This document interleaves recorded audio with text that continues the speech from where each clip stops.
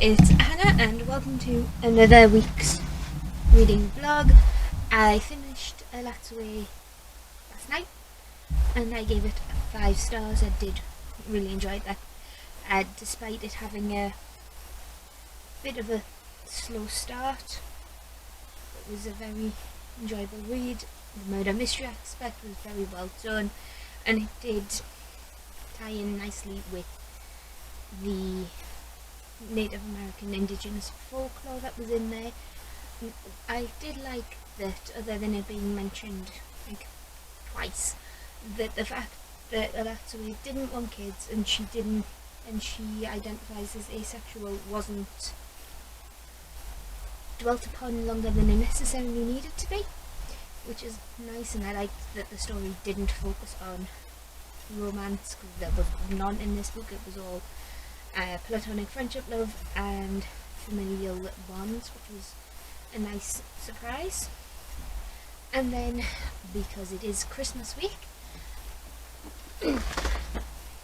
I started my annual reread of Hogfather by Terry Pratchett, and at this point I don't think anybody who's been around long enough needs an introduction to this book, so I'll just read out the back. It's the night before Hogswatch and it's too quiet. Where is the big jolly fat man with death? Why is death creeping the damn chimneys and trying to say ho ho ho? The darkest night of the year is getting a lot darker. Susan, the gothic governess, has got to sort it out by morning. Otherwise there won't be a morning ever again. The 20th Discworld novel is a festive feast of darkness and death, but with jolly robins and tinsel too. As they say, you better watch out. So basically, this is Discworld's take on The Night Before Christmas, and yeah, I love it. If you don't know, the Discworld series is basically an interwoven extended universe where Discworld is a flat world held on resting on 4 elephants at each point of the compass. And those elephants are standing on the back of a giant sea turtle who just sort of makes his way through space. And it is wacky, and what more can I tell you about this world? There are quite a few starting points, and to be honest, while there is series within series within the Discworld universe, we could probably pick up anyway. I think this one was probably my introduction to the Discworld universe, and it doesn't hurt that there is this Sky One adaptation of Hogfather with David Jason and quite a few other people, but I've forgotten. So, yeah, I'm all dressed up because I'm going for a nice little meal out with my sister and her friend, and yeah, don't think I've got much more to tell you about on this update. Oh, this vlog will probably only run until Thursday so that I can edit on Friday and get it up on the Monday.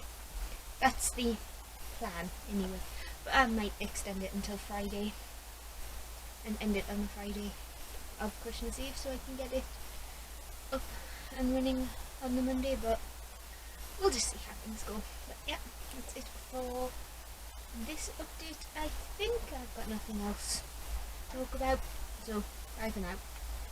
It's Wednesday. I did mean to come back and vlog yesterday, but I ended up going to see Spider-Man. Don't worry, no spoilers, but I did really enjoy it. Did absolutely love it. You do really feel for Peter in this one, and 5 out of 5 stars. Didn't see it coming. Set up perfectly for the next one, the next Marvel movie, which I believe is the Doctor Strange one. So I fully recommend that one. So my favourite box did come, as you can see from this, and as you can also see, I opened it because I have no shelf. So this will be just a reveal rather than a reaction, which is what most of mine do. So this theme was Dance with Death. It was a 2-book month.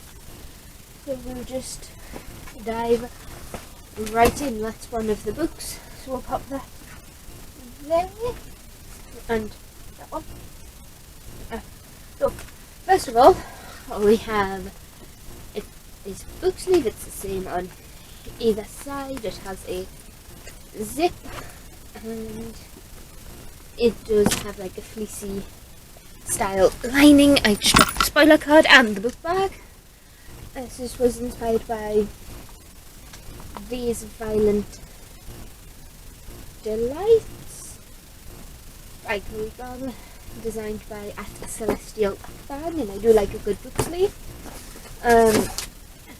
This is the Law keychain designed by Iron and Ink Design that was supposed to be in a previous box, but due to shipping and COVID and delays,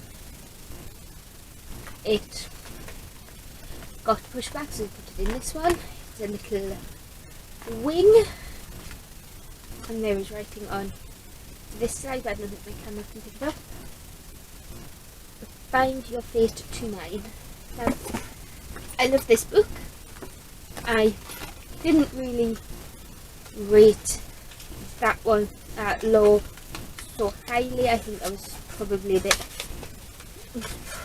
bit too young for me. I don't think much happened in it that engaged me, but I did finish it. Then we have an iron-on patch. This is Lucia's tattoo, designed by Hafsa Faisal. So, designed by the author itself. It's always nice when that happens. So it's a little flame. Designed by Hafsa Faisal, who's the author. And I did like that duology. Looking for, eagerly awaiting anything else that Hafsa pops out. Be very interested to see where she goes. That's just the bookplate for the signed book. We have a letter opener. Now this is pretty, and it is inspired by Jack's Dagger, The Prince of Hearts, from Once Upon a Broken Heart by Stephanie Farber. Jax is also a minor character. He's in Caraval as well. This doesn't say who it was designed by, but it is the second installment in our mini literary weapon letter opener replica series. I think the first one was probably the one I use a lot, which was Aelin's Selena's sword in the Throne of Glass. But we move on. I have a little 2 bookmarks, a mythology foil. We are also thrilled to announce a new collectible series. These are done by Grace Z. Who Art, and they are obviously Persephone and Hades. Persephone is number 1 and Hades is number 2, and I don't really go around with bookmarks, and these are oily.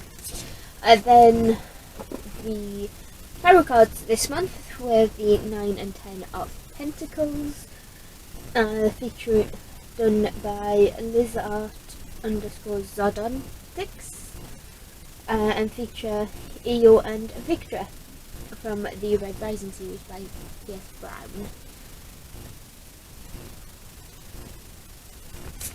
And now for the main event, the books.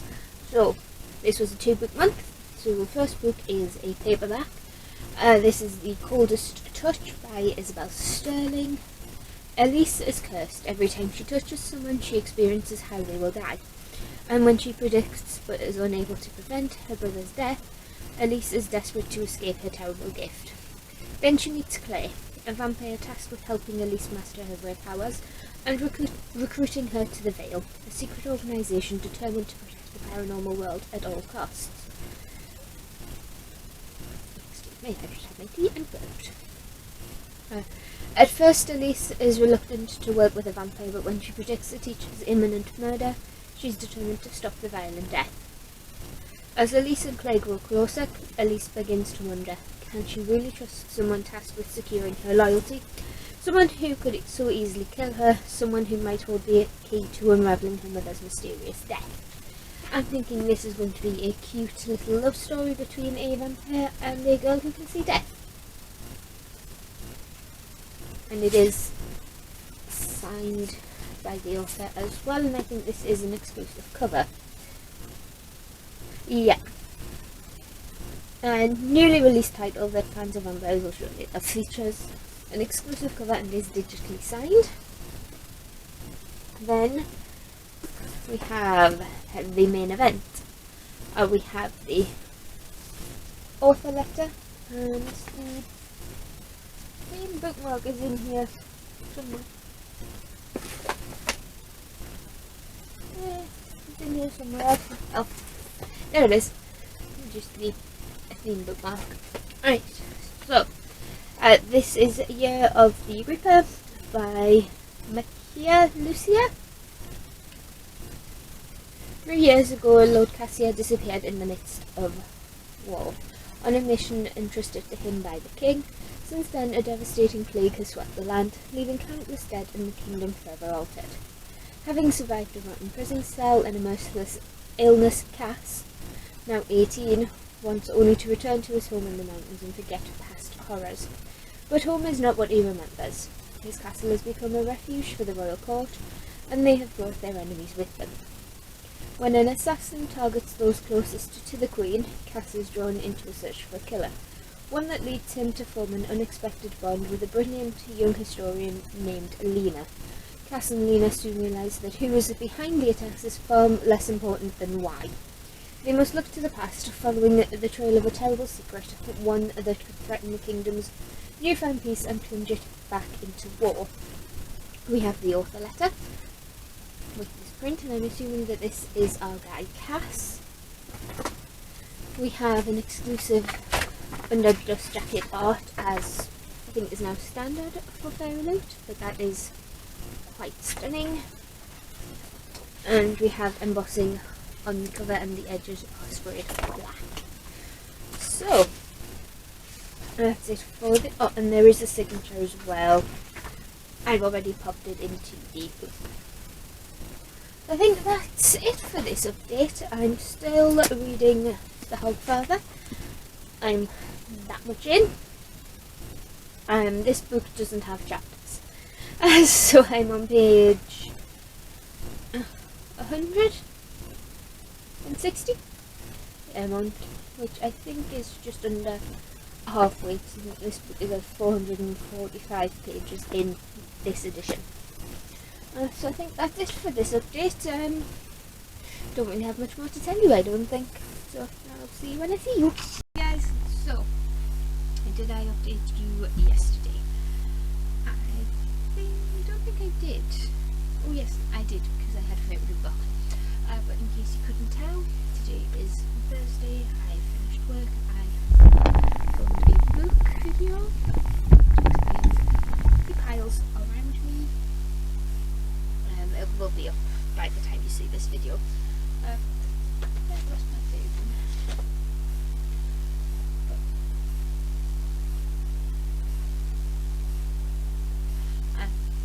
So yeah, I will be continuing this vlog on until Sunday. I haven't already mentioned, just because I'm coming home on the Sunday. So, but yeah, I think that's it for this little update. I thought I did want to talk to you about something, but I've forgotten. But yeah, I'll see you soon. Guys, oh, it's so dark. That's slightly better. But it is Friday, it is Christmas Eve, which is why I'm wearing my Christmas jumper, because I can. I have no idea what's happening with this microphone. Okay, panic over. I thought my microphone was broke, it's not. So, I finished The Hogfather last night. As usual, I've got 5 out of 5 stars. It is a reread, so I'm always going to rate it highly because of the feelings. It's a Christmas story, basically. I think I gave you a brief synopsis of what that one was about. And by the time this vlog goes up, you'll have seen my 2022 priority reads list, which includes series and standalones. So because I've got nothing else on the TBR, because you know December was a mood read for me, I'm finally going to start Children of Blood and Bone by Tomi Adeyemi, and it's been so long that I can't actually remember what this is about.